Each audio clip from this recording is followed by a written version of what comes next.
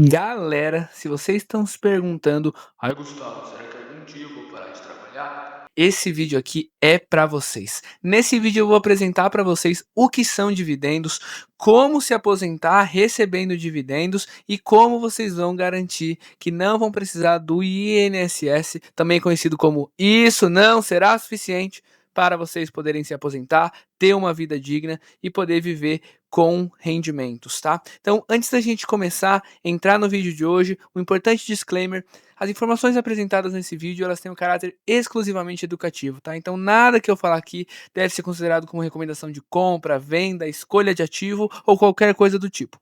O objetivo aqui é poder ensinar vocês a escolher bem os ativos, a julgar propriamente se aquele é ou não é um bom investimento e poder tomar a decisão por conta própria. Então, vamos para o vídeo.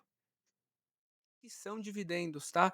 O dividendo, ele é uma parte do lucro líquido que é distribuído aos acionistas. Então, pensem numa fatia de pizza.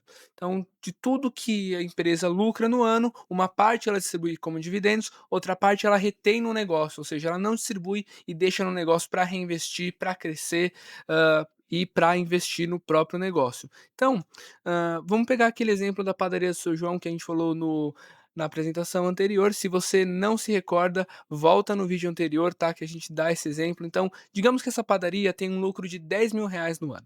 E aí, ela tem uma taxa de distribuição, que a gente vai chamar isso aqui de payout, tá? De 50%. E o que que é o payout? É a proporção do lucro que é distribuído em dividendos, tá?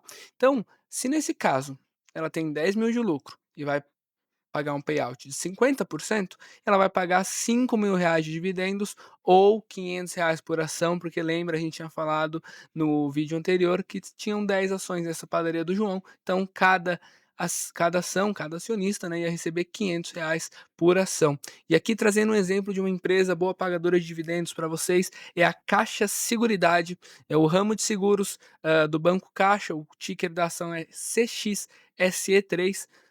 É um ramo muito bom de se investir, por quê? Como a Caixa é líder em seguro imobiliário, ela é uma empresa que ela detém 50% de market share.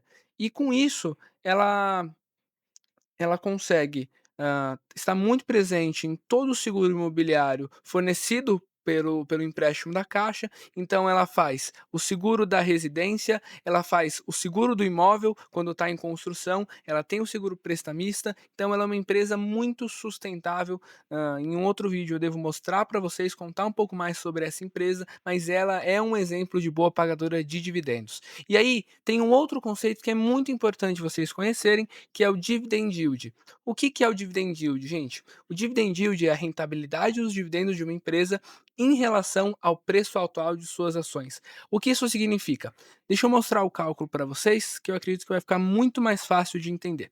Então, o dividend yield, ele é calculado assim: eu pego os dividendos pagos, geralmente a gente coloca ou nos últimos 12 meses ou no último ano, e eu divido isso pelo preço atual da ação. E aqui, gente, eu tenho uma situação muito importante que vocês têm que estar sempre de olho. Primeiro, os dividendos pagos, eles são passado. Então, nada garante que a empresa no ano que vem vai lucrar a mesma coisa que lucrou no passado. Nada garante que hoje ela está lucrando a mesma coisa que lucrou no ano passado. Então, é muito importante vocês entenderem como que está a empresa que vocês estão investindo. Se ela está crescendo os lucros, caindo os lucros, está tendo algum problema. E isso eu vou mostrar um exemplo para vocês, que a gente vai estudar no slide de hoje. E vocês vão poder entender melhor o que, que eu estou querendo dizer com essa questão de dividend yield. Cuidado com a armadilha de alto dividend yield. Se vocês virem alguma pessoa falando sobre: olha, essa ação aqui está pagando 20% de dividend yield, cuidado, alguma coisa tem. Ou ela teve um extraordinário. O que que é um extraordinário, gente? É assim: eu tenho a minha empresa lá, eu tenho a padaria do seu João. Aí eu tenho 2 unidades. Se eu vou lá e vendo uma unidade, vocês concordam que ano que vem eu não vou ter essa unidade de novo para vender, eu não vou ter essa padaria para vender? Eu recebi o lucro esse ano, o lucro foi extraordinário por conta dessa venda que eu fiz, mas ano que vem eu não vou ter essa padaria de novo para vender, porque eu já vendi o negócio. Ou seja, muito provavelmente ano que vem eu vou ter uma queda de lucro em relação ao lucro desse período. E aí eu tenho o preço atual da ação, que ele reflete o presente. Então, como está a situação da empresa hoje? E muitas vezes, gente, o mercado precifica o futuro. Então pensa assim, se eu sei que um negócio vai ter queda de lucro ano que vem, ou ele vai parar de crescer, vai crescer menos, eu não vou pagar a mesma coisa que eu pagava antes por ele. E isso faz com que o preço da ação ou caia ou não suba, entendeu? Então esses dois pontos têm que ser muito bem analisados. E aí, trazendo para vocês um exemplo do Banco do Brasil, acho que muitos de vocês conhecem, é um dos 5 maiores bancos do Brasil, tá? O ticker dele é BBAS3, a gente vai estudar ele um pouco mais no vídeo de hoje. Então, se eu pegar o dividendo pago nos últimos 12 meses, que no caso é de R$ 1,17 por ação, e dividir pelo preço da ação, isso com base na cotação de segunda-feira, eu vou ter então um dividend yield de 5,5%. E aqui é muito importante, gente, a gente vai lembrar aquilo que eu acabei de falar. O 1,17 é dos últimos 12 meses, ou seja, ele está pegando o resultado passado do banco, ou seja, os lucros e dividendos que já aconteceram, enquanto o preço de baixo é o preço atual. Então vamos dar uma olhada se o resultado do banco está melhorando, está piorando e qual que é a tendência que a gente tem que esperar para os resultados do ano que vem. Então, quando a gente olha para os resultados deste trimestre, então o que a gente está vendo? O histórico do banco, ele estava lucrando 8,5 bi no primeiro trimestre de 2023, aí ele foi para a casa de 9,3 bi no primeiro trimestre de 24, e no primeiro trimestre deste ano ele cai para 7,4 bi. Então, o que a gente está vendo, gente? Uma queda do resultado do banco, trimestre contra trimestre, uma estabilização agora no segundo e terceiro trimestre do resultado do banco, né, do resultado do banco. Então, o que acontece? O retorno está caindo, o lucro está caindo. Só que qual que é o ponto, gente? Lembra que eu falei para vocês? O resultado é feito com base nos últimos 12 meses. Ou seja, eu tenho aqui lucro e dividendo do quarto trimestre e do primeiro trimestre de 25, que são uma base muito maior do que a base atual e que provavelmente vai ser o resultado futuro do banco. Então é fundamental que você que esteja olhando isso, pare e repense. Será que o banco vai ter nesse ano que vem, os mesmos dividendos pagos que ele teve no ano passado? Ou será que ele vai ser menor porque o lucro está caindo?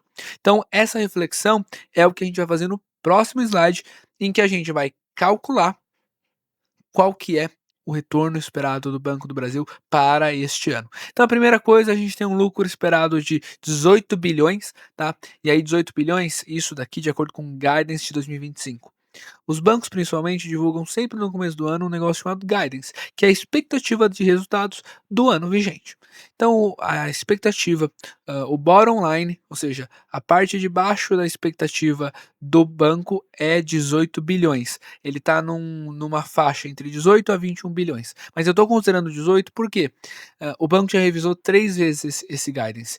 Ou seja, o banco ele ainda está chegando, vamos dizer assim, próximo do número. Ele começou em 40 bilhões, no começo do ano a expectativa era 40 bilhões, caiu para 25 bilhões e agora a gente está falando de 18 a 21 bilhões. Entendem por que eu estou considerando 18? Para ser o máximo conservador que eu puder.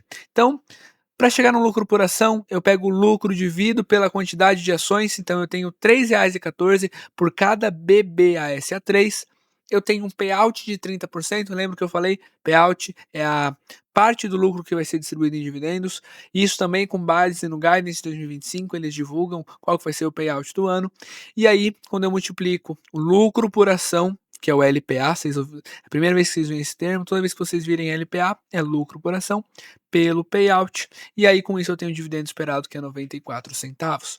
E aí, gente, eu tenho um preço por ação de R$ 21,16 e o dividend yield, que é o dividendo dividido pelo preço da ação, de 4,45. Então, qual que é o ponto, gente? Vocês podem ver o dividendo o dividendo esperado cai. Por quê? Porque o lucro está caindo. Então, quando eu pego o lucro desse ano, tiro o que foi do ano passado, a expectativa é que o dividend yield do banco caia. E aí, quando a gente olha para 26, 27, qual que é a expectativa? A gente tem uma expectativa hoje que o banco recupere os resultados, então para ano que vem ele faça algo como 23 bilhões, 30% de crescimento, e para 2027, 30 bilhões com mais 30% de crescimento. E aí, gente, mantendo o payout, que é a política que ele está estipulando de distribuição de lucros, a gente vai para um dividend yield de 5,7% e depois 7,4% em 2027. Ou seja, o banco ele passa de uma tese de boa pagadora de dividendos para uma tese de recuperação. Então, você que está interessado em comprar Banco do Brasil, está estudando a tese, tem que entender que é um banco que está em recuperação, está passando por um momento de recuperação de resultados, tá? Então, tem que se olhar muito isso e pensar muito nesse sentido. Então esse foi o vídeo de hoje, não esqueça de curtir, se inscrever, compartilhar o canal e de deixar nos comentários o que você quer ver para o próximo vídeo, tá? Bons investimentos e até a próxima.